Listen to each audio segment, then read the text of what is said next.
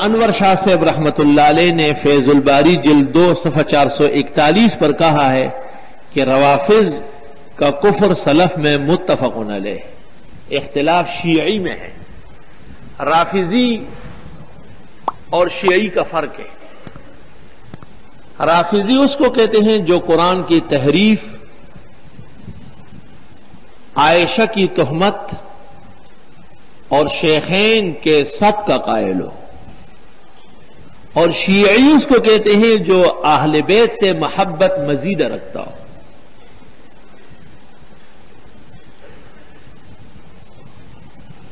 تو سلف کے ہاں رافضی کافر تھا، لیکن شیعہ کافر نہیں تھا، کیونکہ علم تھا، دونوں میں فرق پایا جاتا تھا۔ عبدالرزاق صنعانی شیعہ ہے، لیکن امام بخاری کا استاد ہے۔ حاکم نسابوری شیعہ ہے، اور علماء لکھتے ہیں کہ حاکم دنیا میں ایک ہوا ہے، تمام احادیث کا حافظ، عالم بہت بڑا ہے، اور اس نے کہا ہے کہ ابو بکر، عمر اور عثمان اور عائشہ کی احادیث اگر میں نقل نہ کروں تو میں دنیا میں آگ میں جل جاؤں گا، دنیا میں آگ میں جل جاؤں گا۔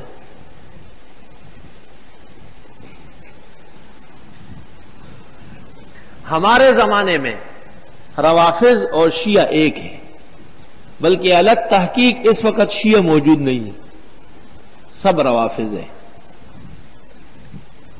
اس لیے درست بات یہ ہے کہ یہ حد کفر میں داخل ہے، اور ان کو مسلمان ثابت کرنا سیاسی شعبہ بازی تو ہو سکتی ہے، علم کی اور دین کی خدمت ہرگز نہیں ہے۔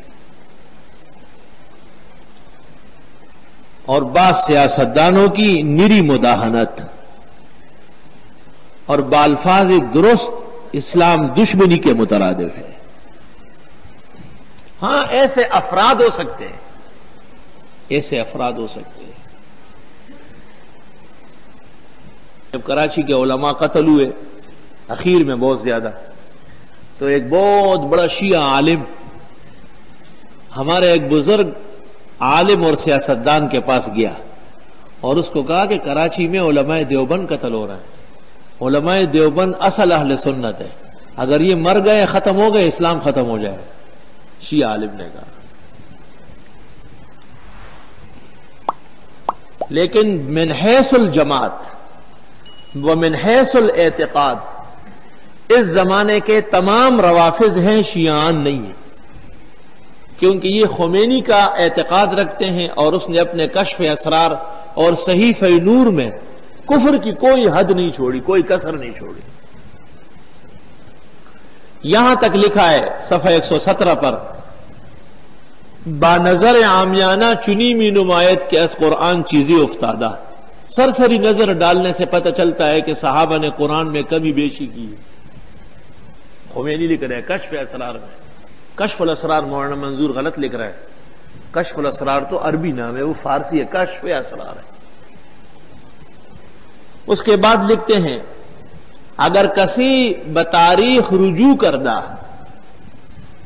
او فہمید کہ پیغمبر در تبلیغی مسئلہ امامت از مردمی خوفی داشتا، وہ خوف پیغمبر بجا بود۔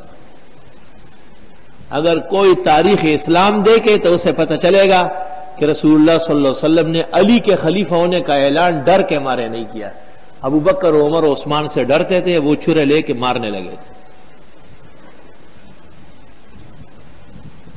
حضرت عمر کے بارے میں، حضرت ابو بکر کے بارے میں کہتے ہیں، ای حدیث نیست دروغ است کہ برائے استیصال اہل بیت می ساختن۔ صفحہ 197۔ یہ حدیث رسول نہیں، حالانکہ وہ متواتر حدیث ہے، نحن معاشر الانبیاء لا نرث ولا نورث ما ترکنا صدقہ، بخاری مسلم سب کی ہے۔ کہتے ہیں یہ حدیث نیست دروغ است کہ برائے استیصال اہل بیت می ساختن، یہ آل رسول کو کچلنے کے لیے گھڑا گیا ہے۔ ابو بکر جس کو امت نے صدیق کہا، خمینی اس کو کذاب کہہ رہے، مفتری۔ اور حضرت عمر کے بارے میں لکھتے ہیں، ای کلام یاوا کہ ازو صادر شدہ از کفر و زندقت او استا.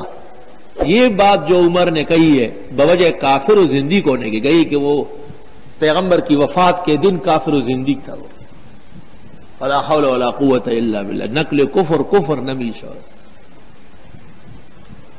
عبارات سنانے سے بھی دل پر سیاہی چھا جاتی. اس زمانے کے روافض جو ہم نے پاکستان اور عربستان میں دیکھے ہیں، ہم نہیں جانتے ہیں کہ کوئی رافضی دنیا میں ایسا ہے جو یہ عقیدے نہ رکھے.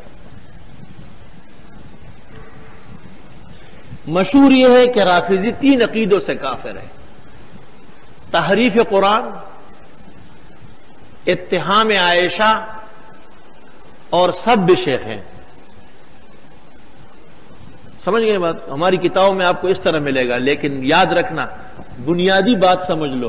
کفر کی بنیاد ایک ہے اور وہ ہے عدم اعتماد علی عدالت صحابہ.